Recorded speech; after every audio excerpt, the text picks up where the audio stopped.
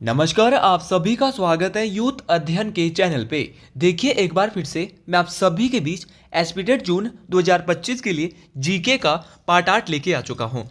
Part 8 का जो पहला क्वेश्चन है कि लॉर्ड मेयो ने किस वर्ष शिमला की यात्रा की। तो अगर बात की जाए लॉर्ड मेयो की कि लॉर्ड मेयो ने किस वर्ष शिमला की यात्रा की, तो ऑप्शन बी यहाँ से बिल्कुल सही हो जाएगा। तो 1871 में लॉर्ड मेयो के द्वारा शिमला की यात्रा की गई थी।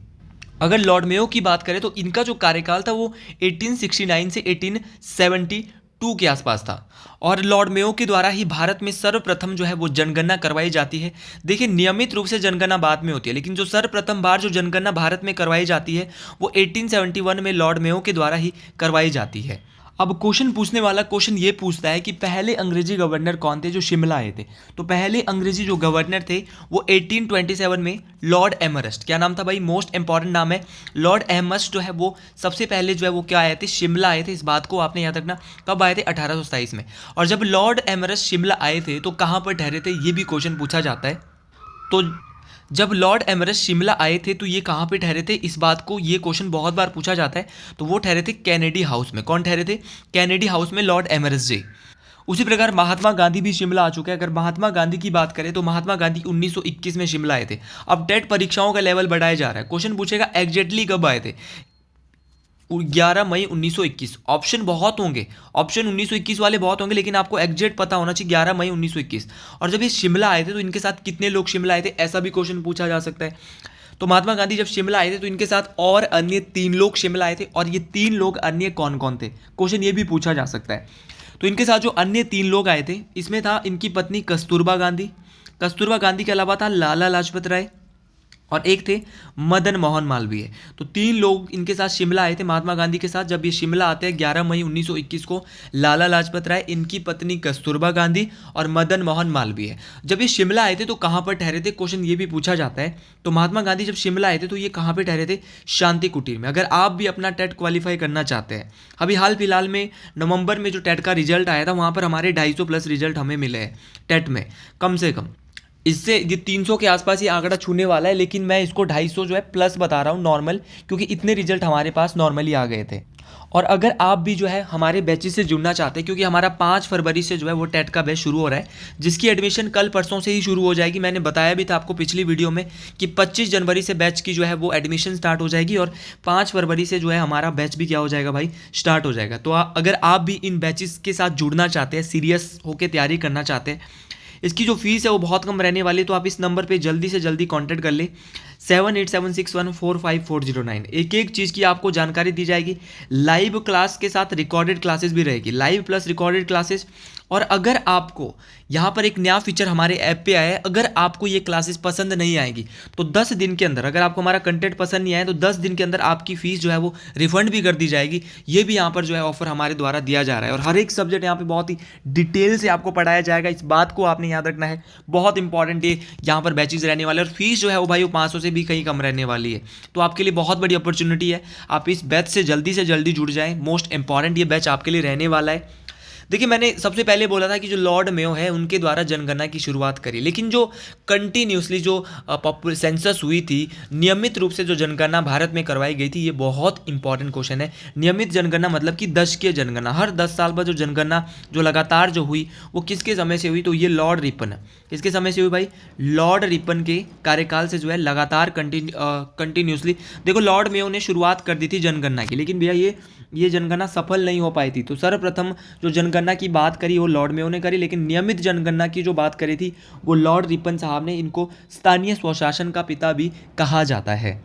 अगली क्वेश्चन की ओर बढ़ते हैं कि हिमालय पर्वतीय राज्य प्रादेशिक परिषद की रचना कौन से वर्ष हुई। Himalayan hill state regional council जो फॉर्म्ड हुआ था वो कब हुआ था, क्वेश्चन ये पूछा जा रहा है। तो ये फॉर्म्ड जो होता है वो होता है 1946 में।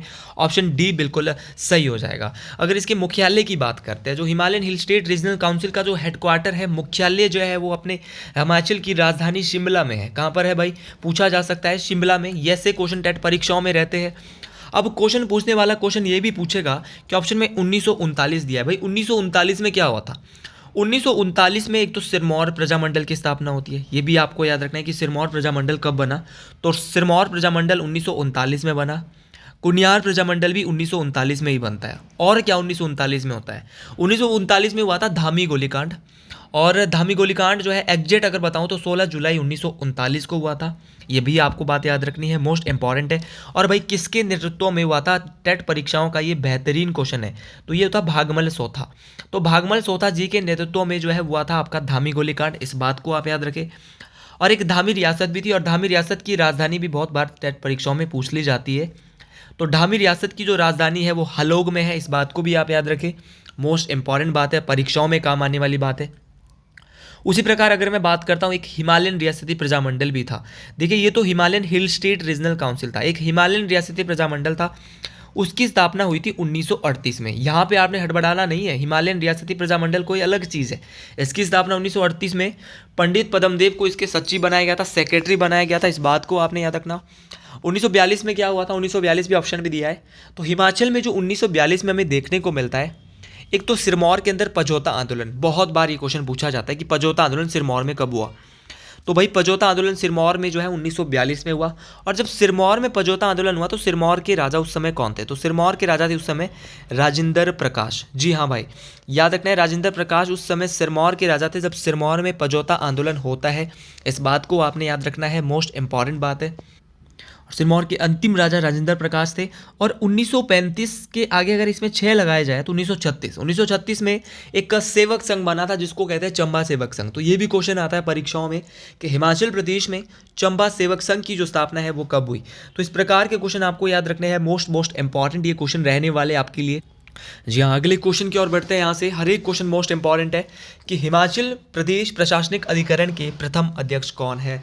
ये मोस्ट इंपॉर्टेंट क्वेश्चन है। तो हिमाचल प्रदेश जो प्रशासनिक अधिकरण है, इसकी जो प्रथम अध्यक्ष है, इनका क्या नाम है? तो इनका जो नाम है ये भी आपको याद रखना है। तो इनका नाम है जस्टिस हीरा सिंह ठाकुर। भाई एच.एस. ठाकुर भी कभी कभार ऑप्शन में रहता है।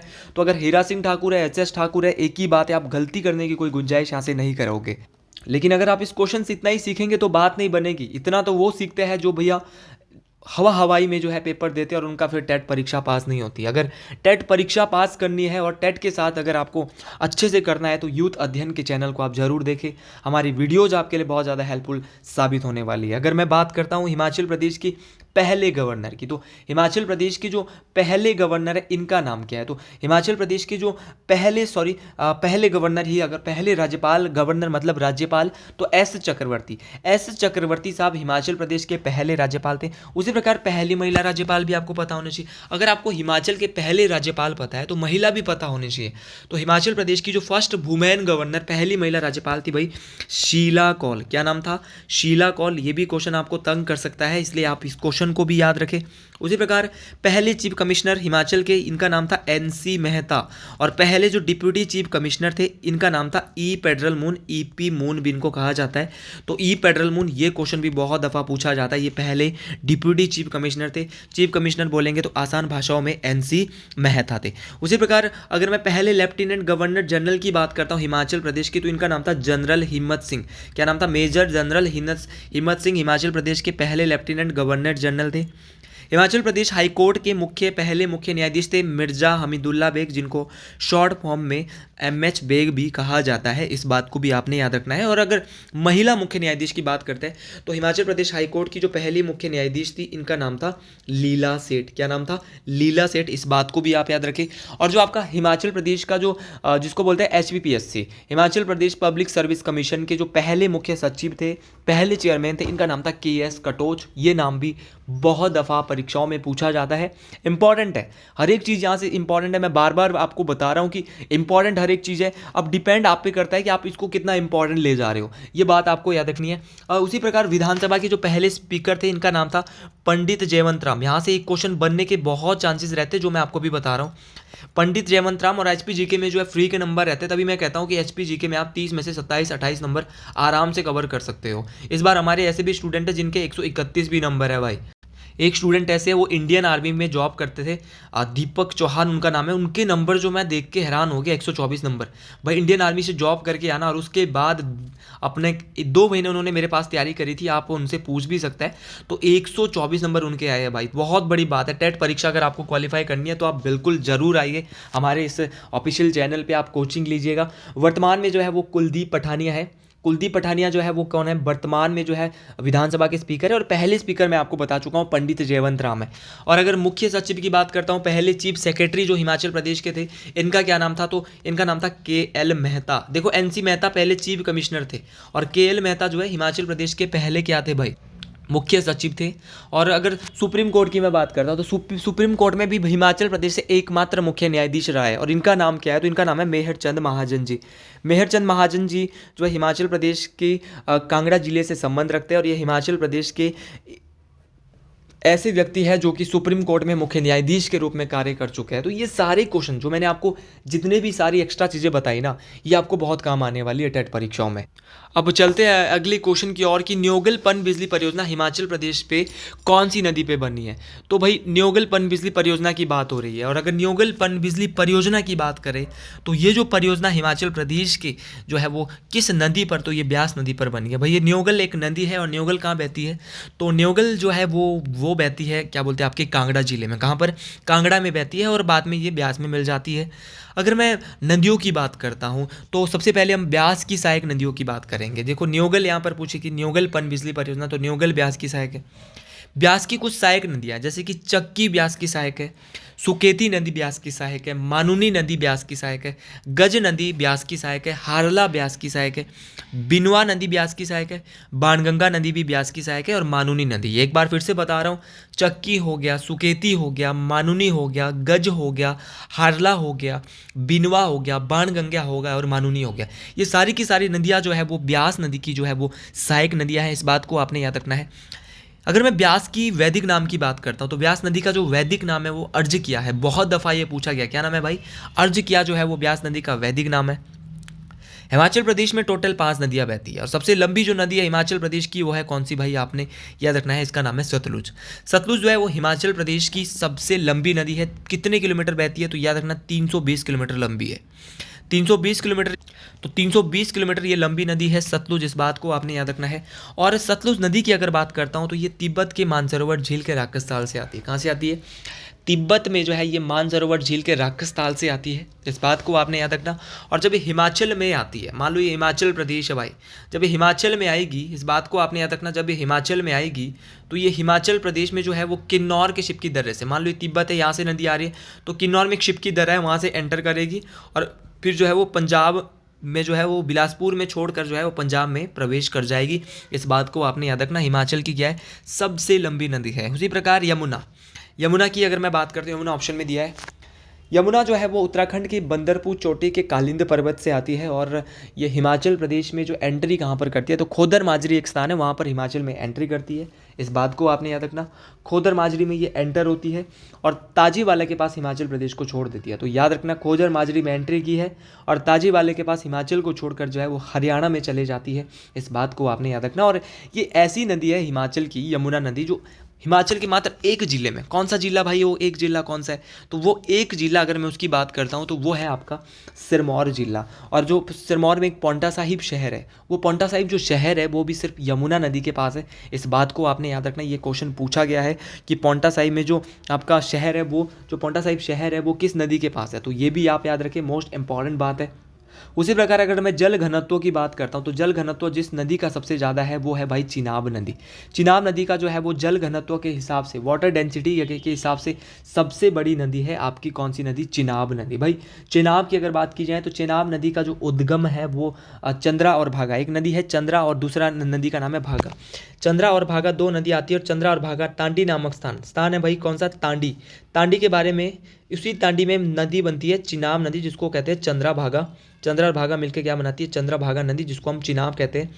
भाई तांडी नामक स्थान पे ये मिलती है, इस बात को भी आपने याद रखना है। तांडी में द्रौपदी का अंतिम संस्कार हुआ था, इस बात को आपने याद रखना। अब हिमाचल में टोटल मैंने 5 नदियाँ बताई है भाई। 2 नदियाँ तो मैंने आपको बता दी, एक उत्तराखंड से बताई और दूसरी तिब्बत से बताई, जो बाहर से आई।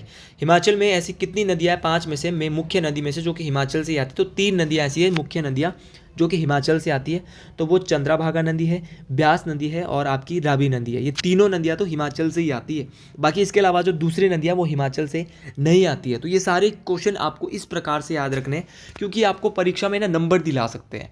आपको ये सारी चीज़ें याद रखनी है कि भाई यमुना जो है वो हिमाचल प्रदेश के सिरमौर जिले में बहती है, अन्य शिमला जिले में ये नहीं बहती है।